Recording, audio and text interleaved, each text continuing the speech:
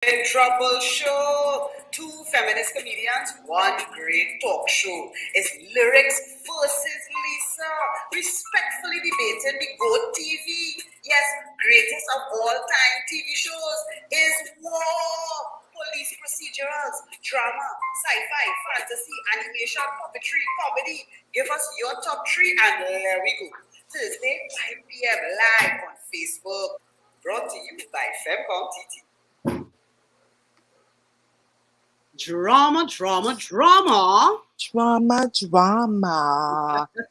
Hi, good afternoon, good morning, hello, good night, wherever you are. Welcome to the Givin Trouble Show. I am just Lisa. And I am Lyrics. And we are two comedians by nature and necessity, feminist comedians. And we do this show every Thursday at 5 p.m. right here live on Facebook, on our Facebook page at Femcom TT. Also on our YouTube page live, Femcom TT as well. So as our favorite performer, Abby Bailey. Abby Bailey calls us Femcom. Okay, Femcom, which I think is a great name. We need to stick with our Femcom thing, right? Hola, so Sean. Hey, Sean. Welcome to the show, my love. Lovely to see you here. Mm-hmm. Yes. And shout out to Sean and all the other artists out there who are participating in Inktober. Yeah. I see Renee Polanyi doing some real nice stuff. Quite a few artists. Yeah. Sean also. Yes. I think he's a slightly Ivy obsessed, so it's Ivy-tober for him. Yeah, boy. He really Ivy boy. Sean. Like that thick redhead vibes. But hey, Sean, we love you. Like, no, it's about saving the plants of the planet, okay? It's because he's an environmentalist, right? No. It's about all those thick redheads. Thick redhead girls. Anyway, welcome to the show. As you can see from this intro, we talk a lot of shit. Hello, Malika. Welcome to the show. And so today we are continuing our series talking about the goats of TV. But before that, how you going, Gail? What's going on? I good, I real good. Busy these days, which is a blessing in these times as an artist to be busy. I appreciate it. Have some production work going on. That's exciting. Oh yeah, and this Saturday I'm doing my second StreamYard training workshop. Oh, cool. Yeah. We are live here at on StreamYard. At a surely my little StreamYard vibes that are working on and thing too. So we're doing well. I can't complain. Right? I am really pleased to hear that. I know that training. I mean, I should take it, but I'm really just not motivated because my partner's so good at streaming. You don't need no StreamYard training. You did a whole jokey with lyric show, and I think I only booked you once or something. So there was a catastrophic failure at one point, but I figured out what it was. Yeah. Anyway, but the point is, it was that you can't remember. No. I remember what it was, but it'll take her a long to explain. But I'm real happy to be here today. I'm glad, I just want to say, we've been doing this show since April 2020. We are pretty much all in for this whole pandemic. And I want you guys to know that I struggling sometimes. And I know my comedy partner's struggling sometimes. And it's okay, we in a whole pandemic. Take it easy. You know what I mean? I'm not saying don't have any expectations of yourself. Like aim for, brush your teeth, change your underwear at least a couple of days. You know what I mean? These things important, hygiene and things. But if you're struggling, take your time. Yeah, take a breath. Just saying. So, just Lisa, I wanted to find out: are you going to be taking the third Sinopharm booster? Sure enough, once they offered to me, I'm not over 60 yet. Not yet. Not yet. Not yet. I'm but a dozen years away from that, but not yet. Yeah. Hey, Gil, you went cinema? If I went where? Cinema. Cinema? Yes. No, I not going no cinema. We talking about a third dose of Sinopharm as a booster and people going cinema. Oh, you feel the pandemic done? Oh my gosh. Well, some people feel so. And, I spoke today with a friend of mine who she has school-age children and she refused to vaccinate them. She's like, no, I ain't trust that vaccine. So it's very prevalent and widespread. So I'm waiting to see how the safe zones will work out. Although I have no faith in Trini's ability to follow rules, boundaries, any of that shit. Let me tell you something.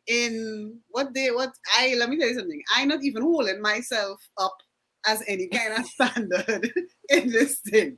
I just stay home because it is very hard to maintain your boundaries amongst your fellow Trinidadians. And the more you know them, the harder it is to maintain your boundaries. I found myself just a few months ago in the midst of the pandemic, right? My family said it's my grandmother's 89th birthday, right? So they said we just having a little thing, just come pick up food and go home. We're not liming, right? I say okay. Jump in the car. That was when I had a car. Gone to no, that was after. Somebody else picked. Anyway, go on to the thing, right? When I reach, about 20 family members there. Masks off. Everybody lining, eating, drinking. If the police did pull up, and I had to take my passa ticket, normal. And I last long, but eventually it's my cousins, it's my aunties. So you hug them up and thing? Fully. It's a miracle. It's a miracle. None of us didn't get COVID. I all fall down. I admit I did hug somebody in church on Sunday because there's my real palo, and I, the urge to hug another human is so hard to deny. It's like the hardest part of this thing. People. Yeah, it's like the hardest part, But anyway, God is good and His mercy endured forever, and we're still here. I hope you're right about that. Yeah. We can do it some mercy endurething forever. All right. But what else going on? So so Sinopharm. What's the other thing you going on today? Oh, I was macking the Kaitian news, right? Like a mako. Because I like to keep my eye on Caribbean vibrations. I honestly think that we need to get together more as Caribbean people. We need to be working together more. We need to be putting our voices together. I have built a Jamaican. You're preaching to the choir. I have built a Jamaican, Bajan,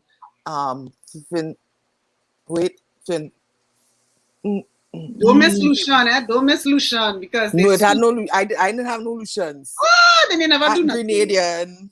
My husband is pretty much Grenadian. His parents are both Grenadian. That's like a Trini. That makes no difference. That's not exactly. Grenadian is the same. You don't get no points for Grenadian. Can I get extra points for the I think he was from Guadeloupe. Oh, he barely speak English. Because that's our whole next language. And he dies real points there. One of these days we could do a little rating system, right? I am Guyanese. I am Caribbean integration. My vagina. Pussy points. We go have to have a CARICOM pussy point. I hope nobody from church is watching this. Anyway. They must forgive His mercy endureth forever. It's true. Oh. But you see, the thing is that God has already forgiven me for that behavior. So this is now a sanctified vagina. It's just reflection at this point. Sanctified vagina. I love that. That sounds like a service the church should perform. Sanctified vaginas on a regular basis.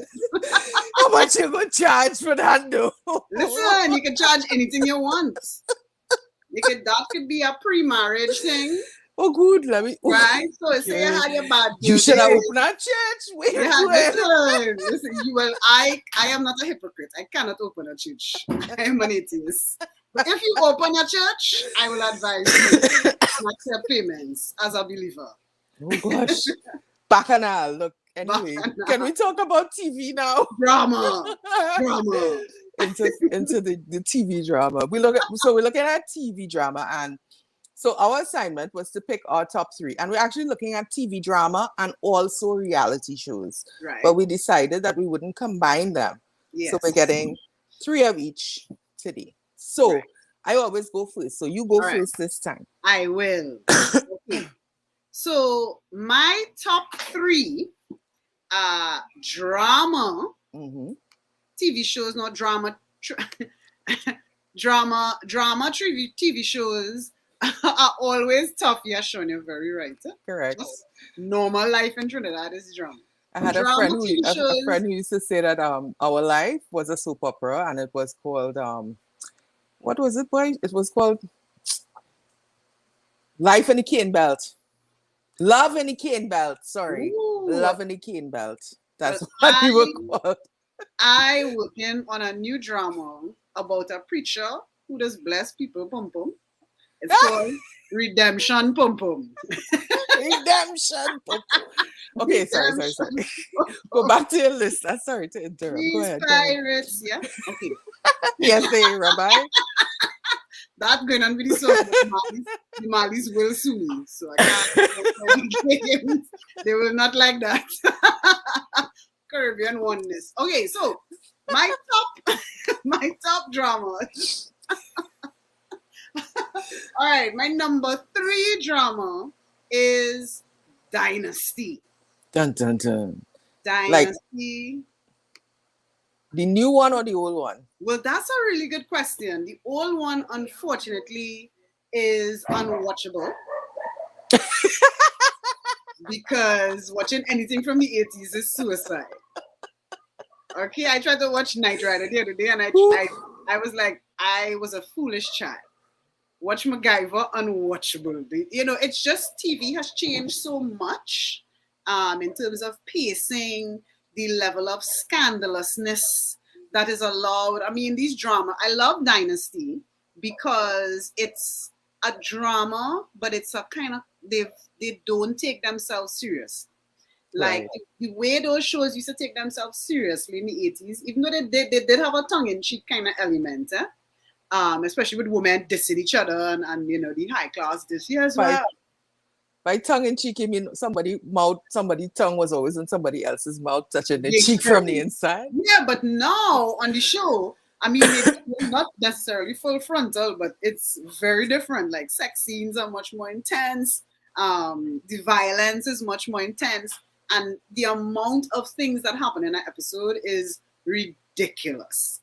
And I think Dynasty exemplifies the best way to reform those, if you're going to make a remake of something from the 80s, that's the way to do it. You take all the characters, you take the names, you reformat them. They've brought in a sort of a colorblind casting element to some extent, where they have, prominent Black characters who are also wealthy, through their own genius and stuff, because nobody's trying to say Black people inherit money, because from where? Other Black people, what do you mean? Well, what has happened when Black people get money in the States? Someone kills them and takes it, right? So, the lucky ones have gotten away, right? So that's what I love about Dynasty. And it's also really funny, and the acting is quite good, the performances are good. Great show. My second show, right, is a show that I've been watching a lot recently. I really like it. I love the way that they deal with the characters and everything. It's called Billions. Love Billions. Again, I guess I love shows about rich people who are dysfunctional. Yeah, it's so I think everybody so refreshing, Just imagine what messed up lives they may have with all that dirty, dirty money. Yeah, I mean, look at the Queen and Prince Andrew and them, so sedate, so calm. Boring, really. Someday someone should make a show about that. Maybe. And there are like 3 Diana movies this year or something. And The Crown is the biggest hit, right? But Right? go on, tell me. All right, so my number 1 drama, and again, it's kind of full of rich white people again, but it has a nice kind of nice plot driven kind of energy, and that's Ozark. Mm-hmm. I really, really like Ozark. It's about these people who are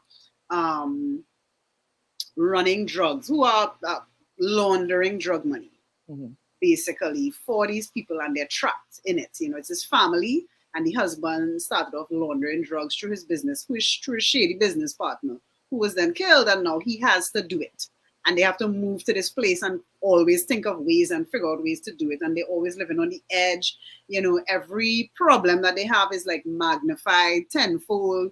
If your child, if you have a disobedient child, who could get you killed. Your child disobedience can cause a real problem for you. So I really like that element of it, how the situation escalates the drama, Hey, yeah, Malika calling a name there that I know is coming up, and that's Dexter. So we move into my list now. Yeah, we move into Lisa's list now. I liked Dexter, but after the Trinity Killer, yeah, you had to stop, sis. You had to stop. So I powered through Dexter. I watched the whole of Dexter, right? Watched the last season of Dexter? I watched the last season of Dexter. I watched that bitch roll up as a lumberjack in fucking Oho, wherever he went after he leaves Miami. I watched the last season of Dexter, and I will say that for me, that is one of the most important TV dramas that we've had, because for me, it was the one where the villain was the hero, and it developed that point of view of the villain as, he's the hero of his own story. He is saving lives. He's out here saving lives, people. And actually gave me pause and started, I started to think, well, maybe serial killers do have a place in the world too. Look at the reef. If the sharks weren't in the reef, there would be no population control. I'm just putting that there. Ooh, population control. I'm just putting that shit out there. Extremes. Dog. No, when you look at the reef is an ecosystem. Yeah. And every part of it, like the groupers eat out the coral because the coral can't get to, and then you need the coral to be ting. Yeah, and then the shark doesn't go with the grouper if the grouper don't eat it out. That's how things just be. Yeah. So there's an ecosystem. And if you look at the reef as an ecosystem, then you had to look at the world as an ecosystem. Right. I might be a little clownfish swimming away, or a little boy Dory, just keep swimming. I might be a little Dory fish going through there, but the sharks had a place too. So that was my thinking. I really like Dexter. Damn. And I would have believed him. And he wouldn't have killed me because I wasn't a serial killer. See? And I get through. I really, really love Dexter. I really love Dexter. Because like from season to season up to the Trinity Killer season, they really just did some really interesting things. That season with Lumen, where he met a girl who had been a victim of these serial killers and she got away. He saved her, and then they went back and licked up everybody. Oh, that was one of the best seasons. And then, of course, when you talk about the hero and the villain, I think it was really interesting how they used the Dokes character. Mm-hmm. He used to really make me laugh. Dokes was like, I got you, motherfucker. I hate you, Dexter. And everybody's like, we love Dexter. And he's like, I know there's something wrong with you, Dexter. You piece of shit. So he was a hero. He was the hero. It just wasn't his picture. Sorry, guy. Yeah. Anyway, so moving on. Speaking of, for people who wasn't their picture, My So-Called Life, which was one season of magical teenage TV a million years ago, mid-90s, and was canceled, but it was such a brilliant season so it's about a teen. In case you never heard of it, right? Like I said, mid-90s, peak emo garage grunge music, that kind of That's ethos. where Claire Danes came from. Yeah. Also, how he named Wilson Cruz, that lovely the boy from he's now on Discovery, right, as one of the main queer characters. Main characters, period, but also one of the main queer characters, because there's several on Discovery. I'm on a show. Yes, I'm on a show. I don't know how to explain that differently. So I need a studio. Anyway. Anybody have one to lend? Jared Leto. I think this show just was like it propelled the careers of a lot of people who went on to have really great careers. But it was a good show. So much teenage angst, so much longing looks. So much. Oh my God, I really think it was the first show that I saw as I guess as a late stage teenager or young adult that really got into the non-perfect head of a young woman in high school or in secondary school, and her insecurities and how she saw the world, and it was just so accurate, whereas girls were portrayed in very few flavors, back in the day. So it was so wonderful to see something like that, and I think it was really way ahead of its time because it had a lot of kind of realism in it. And that's why it got cancelled, but it will live forever. You think it had anything to do with the teenage drug overdose? Well, all of those things, those things were real controversial back then, And, I mean, of course, she was right there with your boy. Jordan Catalano wanted Jordan Catalano didn't want Jordan Catalano. People still want him because he was Jordan Catalano. Right? He was the perfect, unattainable, juicy boy. You know what I mean? That character was just. Anyway, so moving on. My third pick for drama is Grey's Anatomy. Grey's Anatomy, ew. And I refuse to be shamed for that because in the first place, that show on since God was a little boy. And it's actually one of the shows that has shown the most realistic depictions of, hold on, I cannot talk to you. I am doing a show. How is that? Is that hard to, did I? Grey's Anatomy. Grey's Anatomy. Grey's Anatomy. So it is a long-running show, so obviously people like it. I'm not the only freak out there who likes Grey's Anatomy. I do not like the main character, but I like the characters around her. I find it tells these wonderful, realistic, guilty pleasure. It's still on. What I mean was. It is. My daughter is addicted to it. She's on her second run through. It's so serious. It's so good. But you see, all these, they have these wonderful little. Boo! Boo! Boo for Grace! Boo! No, it has these really interesting characters. So Miranda Bailey, who is a small kind of not exceptionally pretty or sexy looking Black woman. And she is this really powerful character in the show. Yeah. And for me, that was wait a minute. And, I would do things like try to read how she named Shonda Rhimes' identity into Miranda, the character, because, I mean, it's got some really good characters. It's got, it was the one that had a queer Latina, I guess, character who was able to, I mean, she wasn't a stereotype. She was a real human who happened to, have to be queer and then went on to have this wonderful marriage with a woman and break up and real drama. I mean, it's a soap. Come on. Yeah, it's a drama. We have how much seasons? 27,000. I think we're on season 17. I'm not even sure. 17. That's I don't even know. 2005 it debuted. You know what? What has 17 seasons? Things like General Hospital and Young and Restless and Turkish shows. You ever try to watch a Turkish show on Netflix? Listen. A Turkish series. I was like, this looks interesting. And then you look at it and it has 15,000 episodes in one season. And each episode is 2 hours. I am the bitch that sat down and watched 25 years of a UK TV show called The Bill. So you can't tell me nothing about 17 seasons Right. Grey and ask me to come on. Can say it have 100,000 episodes. You just Google it. So 18 seasons. This is the 18th season. that and it have, but if you count the spin-offs, you easily get into 100,000. But let me be very clear. I didn't watch it for 18 years.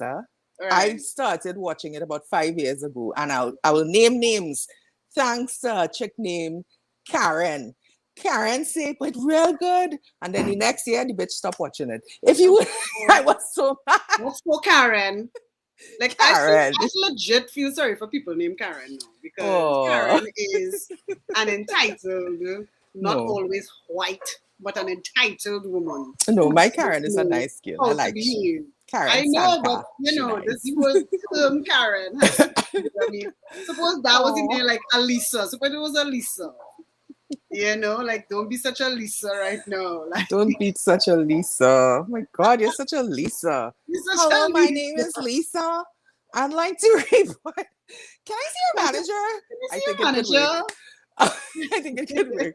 But she told me 5 years ago, she's like, no, you should watch it. So I jumped in season 13, watched, of course, like a freak, sat down and binge watched from season 1 through season 13, and then caught up. All these spin-offs and everything. We can move on, because I really Okay, so next we're doing reality. What are your top 3 realities? All right. Well, my one of my favorite reality genres is anything involving Black people and romance. Right? So there are several Black people reality shows now where they're looking for romance, and it's the best.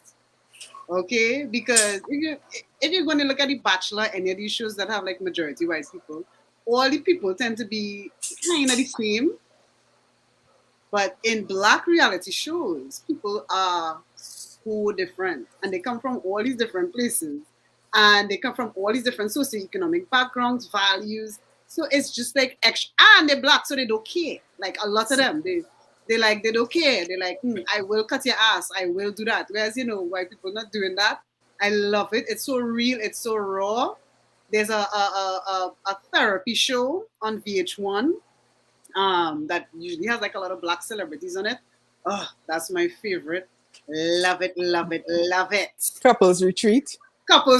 Oh, that shit is my crack. I love seeing Busta Rhymes figuring out his relationship. Like, I have never even felt curious enough to click on that shit. I don't know what it is. If you never see Flavor Flav struggle with the intimacy, you have not lived. Clearly. You have not lived. What's next? What's your next? My next one is a show that I really like to watch, even though it makes me cry. Like, when I feel like I'm having emotions that I need to manage or let out.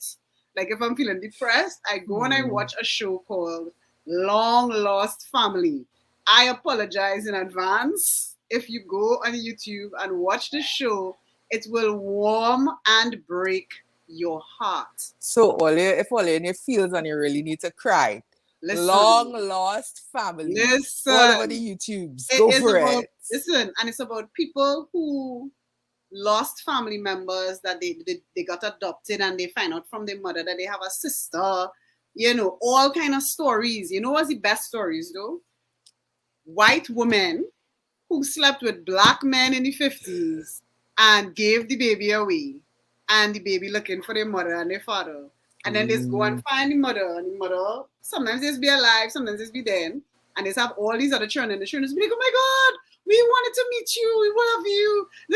We're so glad you're here. Mom told us about you. Listen, tears.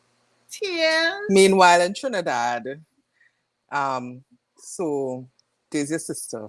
Big hardback woman, Big woman. I find some uncles like that. I have some uncles who's like, I say uncle. And I'd be like, through who? Through your grandfather? I was like, but my father is also your father. And he's like, yeah. Like, oh, yeah. Noted. Cheers. Family drama. What's your last one? Your cousin. And my My last one is because I love passa, I love drama, I love bacchanal, and you get all those things, and I love therapy. You get all those Yes. things on Iana Fix My Life. Iana Van Zandt gets the most dysfunctional human beings on the planet Earth and then tries to help them. And I have learned so much because I am so dysfunctional. Iana has indirectly fixed my life. You So know, that is also the reason that I watch Hoarders, which is now a nice smooth segue into my list of best reality. I love Hoarders because, as I you like can what tell from the books around me, I have hoarding tendencies But it's so myself, satisfying, like although when we you see call them it fix it in the end. collecting. Collecting. So, I like Hoarders, boy, because can I just be honest? I watch it because every time I watch it, I think this could be me, and I need to You like could be not a do that. hoarder. I seriously have like those tendencies, and I used to just watch it so I could remind myself, yo, this is your future if you don't pick up that panty off the floor. Go and pick it up now. No. One panty will turn into a multitude, They, and soon they shall be legion. and then you will have no clean clothes and you'll have to go and buy new clothes. And it's a cycle. It's a cycle. And I could see down that road. So I just watch Hoarders. Another thing I just watch, sorry, is my 600-pound life. Ooh. I have little eating stories now. Yeah, I but will sit down and mash up a tub of ice cream just like that. And recognize this is really gross. yeah. And do it, something about that. Well, So I could certainly understand people chasing that full feeling. That is a satisfying feeling, and sometimes even when you've eaten, you still like, because especially if the food tastes real good, like you'll eat more because it tasting so good and you're enjoying the eating of it, so you'll stuff yourself. But I cannot relate to people in my 600-pound life. I don't understand how that happens. And I mean, I know there's reasons, and they're legitimate reasons. I just don't get it. in the same way I feel like I'm one panty on the floor away from being a hoarder. I Yeah. think I am also like, 3 months in bed away from being a 300, 400, maybe then 5, 6, Yeah. because it's a slippery slope. It It's is a a slippery slippery slope. slope. It's a slippery slope. You have an operation, you go on steroids for some kind of health issue, you get an injury where you can no longer move around, and then a year later, you're watching 300, 400 pounds easy. Slippery slope. So And then it food is. is so comforting. And food, Yeah. that like what you're talking about there with that feeling of fullness. Yeah. It's unbeatable, honestly. Yeah, I get that, And the cheapest food is the most fattening food. Yes. So your socioeconomic status has a lot to do with that. Like you can't be eating nuts and fruits all day when you're I poor. know. I know, And if you because don't have guess a what I car, like to eat? yeah, Nuts and if and you don't have fruit. and if you don't have a car, accessing those things are at a reasonable price is difficult. You can't go in the market. You can't, you traveling to the market to get a watermelon and come back home. So it's What I a whole. mean? But It I is. mean, I watched that show not just to kind of like as a cautionary tale, but also like the human drama around it. When you look at the families and how they deal with this person, sometimes you have this person who barely standing up, but they're the one preparing meals for the whole family. Yeah. Or they're the one taking care of the aged mother, So Absolutely. it's like the weight of life is just coming down on them. It's a heartbreaking show, It but I is. really enjoy it. Yeah, it's good. And my final one is Forged in Fire. Forged in Fire. You were telling me about this. Share. Do tell. All these competition shows that they have. This one is between bladesmiths, and they are forging live a knife in the first round, and then if they pass into the if they get into the finals, they have to forge like usually a big weapon like King Arthur's knife or sword or something, Excalibur, them kind of thing. And what I have noticed, because I really like to watch cooking shows of the same type, and I always look at the cooking shows where the chefs who get eliminated are like, they didn't understand my dish. I know I'm a good chef and I know that dish was good. I just stand by my taste. I stand by my flavors. All those chefs are always like that. Right. Meanwhile, the Smiths who get cut are like, Nah, that knife was real shit. It was real hard. I was glad to be here though. It was good. So you like this show because people are mature? People are just so chill about like the reality of you give it all you had and then you lose and it's okay, you know. You live to make a next knife. Yeah. It's so chill. And also I like to watch men using tools that I find extremely Well, stimulating. there's one tool I like watching a man use. I ain't gonna lie. What tool is that? The stove, bitch. Okay, on that wonderful note, we are over time by 5 minutes, right? So you get extra today for free because it's all free because we do this for free. For now. For now. We've got plans. We got plans. So anyway, join us next week when we talk about, well, we close off or look at TV by looking at the goats of animation and puppetry. Animation and puppetry, Sean. I mean you. And we have a special guest co-host, Llama. So look out for it. Llama coming. Yeah, we have a puppet friend coming on the show next week. And remind them that next week is our last episode. Is it? We're closing off. So next week from after next week's show, we take a break because we also have lives. Yeah. And believe it or not, we actually work on putting the show together. I know it doesn't show, but we do. There is some planning involved. So we're gonna take a break and we're gonna, think about our format and try to get some. I mean, look, each one of us is capable of earning money through the show. Yeah. And we'd like to try to do that. So anyway, but that is all in the future. We go see you all next week. Right here. Same bad time, same bad channel. Bye. Yes, so join us next week for our last episode for 2021, the year that time forgot. Take care, you guys. Stay safe. We love you. Bye.